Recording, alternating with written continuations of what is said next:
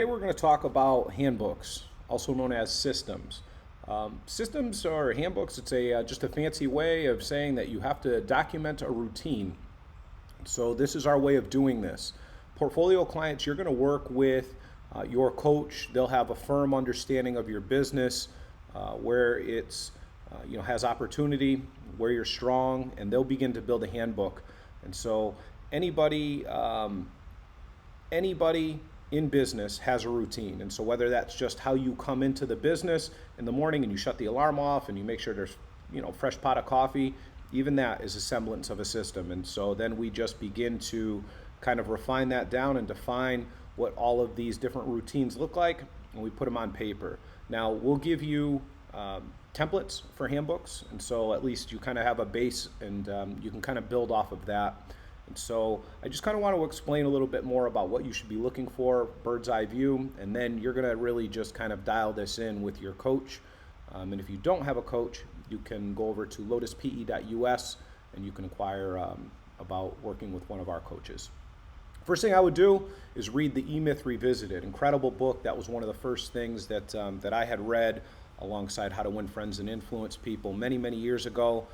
I read the E-Myth Revisited probably about once a year, just about every time that I'm going to start some new type of business or I'm struggling a little bit. I find it to be a really incredible resource, and I hope that you'll use it. And so some benefits, and make sure that your product is very consistent all the time. Everybody knows exactly what they need to do, when they need to do it, how they need to do it, and really, really reduces mistakes and improves quality.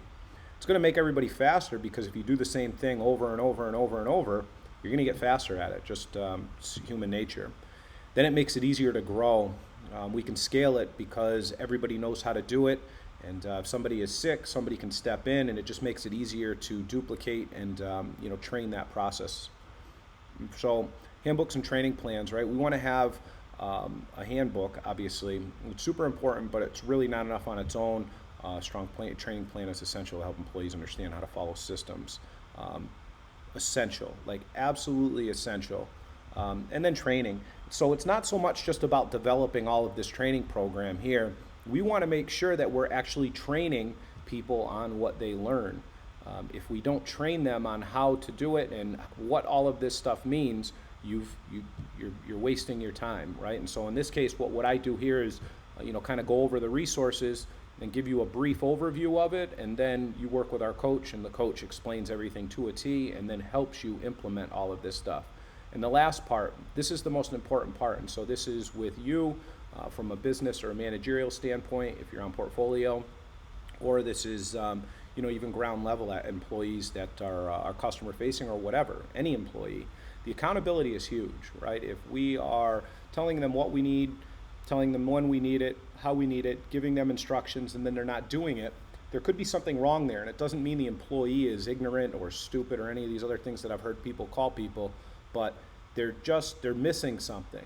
And so we begin to go back and look, and we say, all right, well, if we've given them the time, tools, and training that they need to be successful, and handbook is part of that, have we given them the time and tools and training, right? We assume yes. And then have we given them the accountability?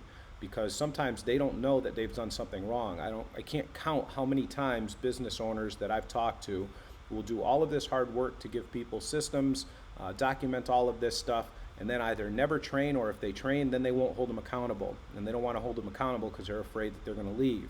In another module, we begin to cover how to begin to build a pipeline and how to hold people accountable. But in this case, if you're giving them everything that they need, you have to hold them accountable, because they absolutely need that. And then praise publicly, prune privately. This is what I've been saying for years, right? We want to celebrate wins. We want to do that very, very, very loud and proud in front of everybody, in front of other staff. If you want behavior out of somebody that you're not getting, somehow, I think force is the wrong way to do it, but somehow get them to do it, right? If it's an issue where somebody's leaving a little mess, it's menial to most people, but to you it's driving you crazy. The first time that they clean it up, or even show signs of cleaning it up, congratulate them, loud and proud.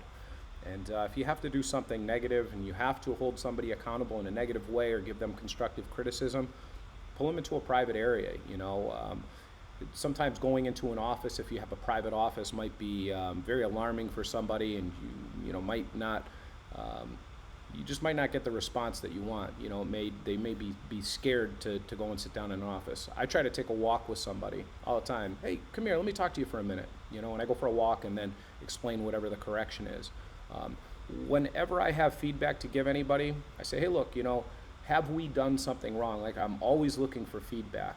Have we done something wrong to create this? And it doesn't have to be that. So an instance could be, hey, you know, whoever, you've done this thing wrong, you know, help me understand what happened. How did it happen?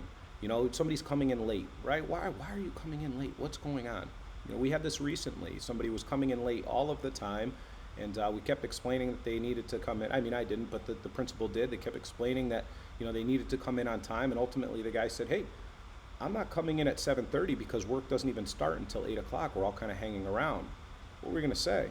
You know, so at that point, we definitely made it a plan to ensure that, like, there was work for them at 7:30, and this guy's been there for 7:20 every single day since. And so sometimes when we think that we have to correct somebody, just walk into it and try to keep as open of a mind as you possibly can, and make sure that you understand that the easiest person to change in any of these situations is you. So wherever you intersect with the problem, so like in our case, in the example I just gave, our manager intersected with the problem. He can easily make sure that the schedule is full between 7:30 and 8, and make sure that those jobs are pre-written up so that those techs can get moving on those things right away.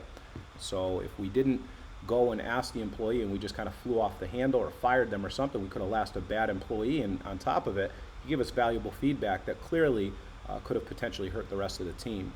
So handbooks, very, very, very important, and in the next couple modules you'll be able to get some templates from us. And if you're having trouble implementing these things, let us know.